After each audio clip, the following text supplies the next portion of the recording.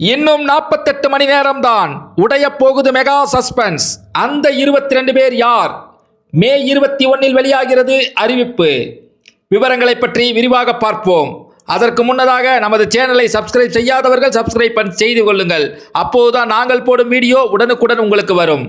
வாங்க வீடியோக்குள்ள போலாம். தமிழகத்தில் முதலமைச்சர் விஜய் தலைமையில் ஆனந்த், ஆதவர்ஜுனா, செங்கோட்டையன் உட்பட 9 அமைச்சர்கள் பதவியேற்றுள்ள நிலையில் மே 21 அமைச்சரவை விரிவாக்கம் செய்யப்பட உள்ளதாக தகவல்கள் வெளியாகியுள்ளன.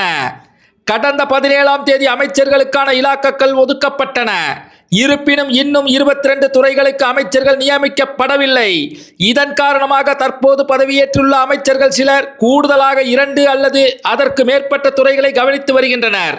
நிர்வாக நலனை கருதி விடுபட்ட துறைகளுக்கு புதிய அமைச்சர்களை நியமிக்க வேண்டிய கட்டாயம் ஏற்பட்டுள்ளது. இந்த சூழ்நிலையில் இன்னும் ஓரிரு நாட்களில் அமைச்சரவை விரிவாக்கம் குறித்த அதிகாரப்பூர்வ அறிவிப்பு வெளியாகும் என எதிர்பார்க்கப்படுகிறது.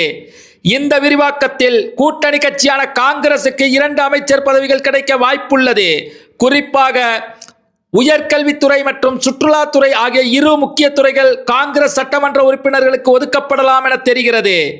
அமைச்சரவையில் காங்கிரஸ் கட்சிக்கு மட்டுமே இடமளிக்கப்படும் என்றும் கூட்டணியில் உள்ள மற்ற கட்சிகளுக்கு அமைச்சரவையில் இடம் கிடைக்க வாய்ப்பில்லை என்றும் கூறப்படுகிறது.